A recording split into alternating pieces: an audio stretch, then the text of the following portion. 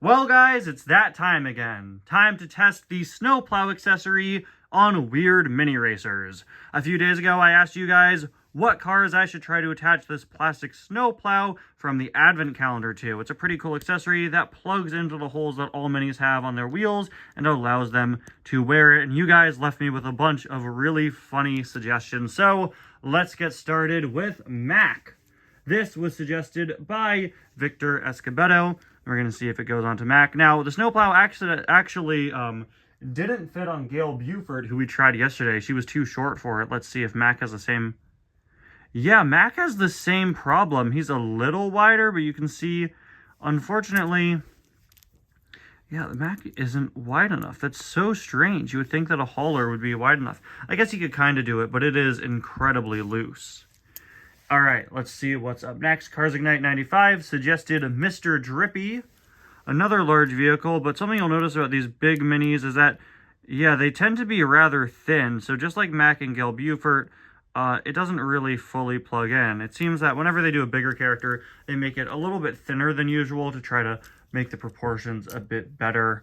But Cars Ignite also asked for Wingo, who's another car with a weird shape, and Wingo is actually quite a bit wider than a lot of minis, something I noticed while reviewing him, so it should be no problem for him to wear it, except it is, because his big old bumper gets in the way. Okay, let's see. Can we, like, cheat around it?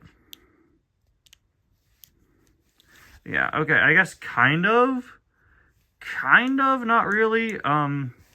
Okay. Our next suggestion, and the final one for today, is a pretty funny one from Carsboy95. Rotor Turbowski. No, not really. Rotor's front wheels are actually dummy wheels. His only real wheel is back here. So now it's not going to attach to him, unfortunately. I'll be doing one more round of testing the snowplow on different mini racers. It's honestly been really fun and really funny to see this accessory and what characters work with it and what don't. You know, this year's mini advent calendar isn't all that interesting, but it is nice to see that we can have quite a bit of fun with it. Anyway, guys, welcome back to yet another review, and to day number 17 of 25 Days of Suggestions 2024.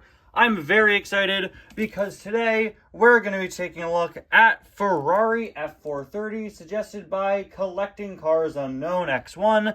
Thank you so much for your suggestion. As always, I am so excited to take a look at this item because it's a really interesting one. It's the only Ferrari we've ever gotten in the Cars diecast line, and I always love taking a look at this item. It's a really iconic Cars diecast in my opinion, one I have a pretty funny history with, and one that can't legally be re-released, but more on that in just a minute. Before we take a closer look at the Ferrari, we of course have to take a closer look at what's in today's day in the Mini Racers advent calendar. All right, looks like day 17 is up here. Let's open it up. Probably going to be another accessory. Super excited, guys. I actually had my last final exam today, so I'm actually free for the next month. It's going to be crazy. So looks like today's accessory are just these tires, just this solid plastic sack of tires. We got this last year. I don't remember what color it was last year, but now it's just an all red. Well, we pull that out. Let me go. There we go. Here it is, out of the package. Nothing too special. We've seen it before. I think last year it was all white, kind of a star design in the middle. It is nice to see these accessories be more in line with the mini racer scale, and a stack of red tires is pretty unique. I'm sure it'll look nice when we put it on the fake Cars tree, but for now it's just kind of a lame, boring accessory in a new color. So yeah, but as I was saying before, I'm so excited because I finished my last final today. Done with my fall semester of my junior year of college. That's crazy. Where is the time going, guys? But I'm so excited. It still hasn't registered with me just yet, but yeah, I don't have to go back until January 21st, which is wild. You know what else is wild? The fact that we haven't seen Ferrari F430 in a good, almost 15 years now? Absolutely crazy. But there's a reason behind that. Mattel actually lost the rights to Ferrari a while back. I want to say they lost it. I believe they lost it in 2014. If I remember correctly, it was a 15-year deal that they signed back in 1999. I looked into it while researching my iceberg video. For years, I'd heard that they lost the rights to Ferrari, but only then did I discover the specifics of the arrangement. They simply decided not to renew their partnership, which ended up messing up the car's diecast line because there are a few Ferrari-specific characters. The Ferrari F430 himself, as well as Ferrari fan Luigi and Guido, now can't be legally re-released unless, of course, Mattel strikes up a new deal with Ferrari. It's funny because a few days ago we talked about the other cars diecast who can't be legally re-released, Dale Earnhardt Jr., so it's pretty funny to see that I've reviewed both of the cars that legally can't come back in a pretty short amount of time in the same 25 days of suggestions. Regardless, this is a really iconic Cars diecast in my opinion. It was out for several years over the years. I got it back in 2007. And like I said before, I have a pretty funny story about this item that I know I've told before, but I will tell it again when we get to the part of the car that my story relates to. I never really understood why this item was called Ferrari F430 and not Michael Schumacher Ferrari like it is in the movie. I would assume maybe they had licensing issues with Michael Schumacher. I'd assume so, because I think that's really the only reason why they would call him that. I don't know. It's a really weird situation. I've always thought the name for this item was so weird. But what isn't weird is the model. It looks really good. Very accurate to Ferrari. Sculpting is really, really solid, as is that classic shade of Ferrari red. Really looks like an iconic Ferrari design. You can easily tell from a mile away this car's diecast is a Ferrari. Maybe not from a mile. If you could see something this small from a mile away, you have the greatest eyes on the planet, and I envy you. My eyesight without glasses is terrible. Anyway, I really like the character expression. It's a nice kind of smug but confident, happy grin. Really matches the character for the little bit we see of him in the movie. Got the Ferrari logo on the hood, and I don't think I ever noticed this before, but I'm pretty sure my Ferrari logo is pretty notably off-center. If you see where that chip on him is, I think the Ferrari logo should be closer to there. It looks like it's a bit too far off to this side, doesn't it? It's a bit weird. We have like the air scoops down here. Really nice that they molded this in. Really, really great sculpt work. Look at that. All of the little designs here. Everything, that little piece of sculpt work there. Really, really well detailed mold. I absolutely love the wheel design on this guy. Another Ferrari emblem there. And he just looks so slick and so clean. I would love to see like a modern day Ferrari in the Cars diecast line. Even if a new Cars project includes a Ferrari, they wouldn't be able to do it in merchandise form, unfortunately.